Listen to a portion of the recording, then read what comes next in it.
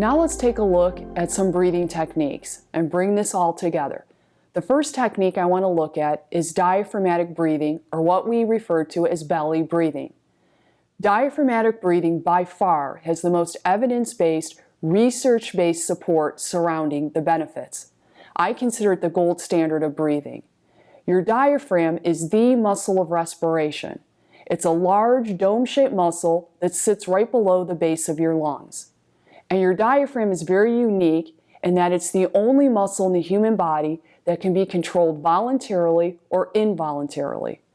All the other muscles of the body are either controlled voluntarily through the somatic nervous system, such as your skeletal muscles, which is your hamstrings, your quadriceps, your biceps, your triceps, or controlled involuntarily through the autonomic nervous system, which is your cardiac muscle and your smooth muscles, which line the walls of your intestines and your blood vessels.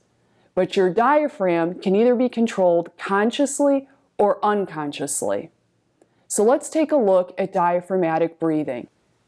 Now let's take a look at how we perform diaphragmatic breathing or belly breathing. And this is according to the guidelines from the Cleveland Clinic, the #1 heart hospital in the United States. Diaphragmatic breathing can be performed either lying down, seated, or even standing. We normally show patients in a lying down position first, but for illustrative purposes, we're going to begin in a seated position.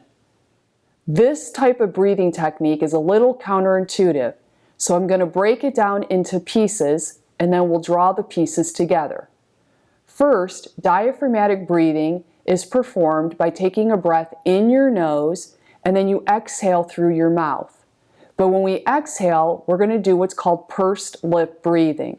So we inhale through the nose and then we have pursed lips and we exhale. It looks something like this.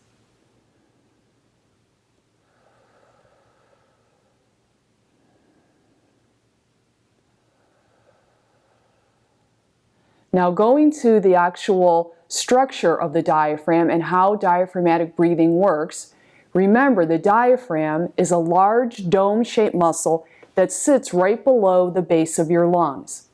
When we inhale, the diaphragm flattens and comes down.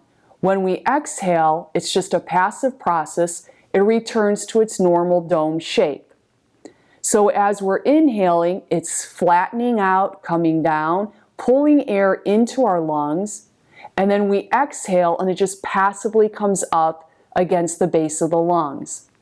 To perform diaphragmatic breathing, we want to bring in those accessory abdominal muscles, and we want to draw the oxygen, the air, into the lower lobes of our lungs. So to do so, we take a breath in our nose, and at the same time, our belly is coming out. When we exhale through those pursed lips and we bring the belly in towards the spine. So we're inhaling belly out, we exhale belly in. There's no movement or very limited movement in our chest. So let's take a look in a seated position what this looks like. Let's begin.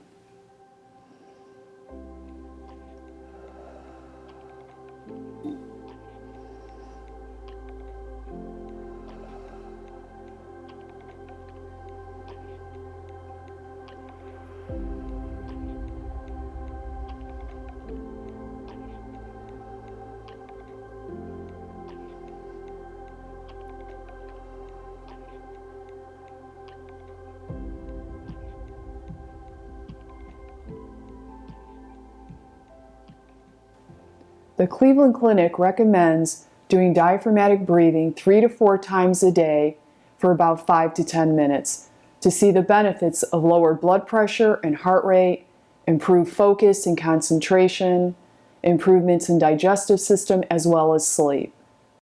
So now let's take a look at diaphragmatic breathing in a lying down position. Remember, we want very little movement or to no movement in your chest. All of the movement is coming through the diaphragm. We'll start by taking a few normal breaths, and then we'll move into diaphragmatic breathing and finish by a few normal breaths.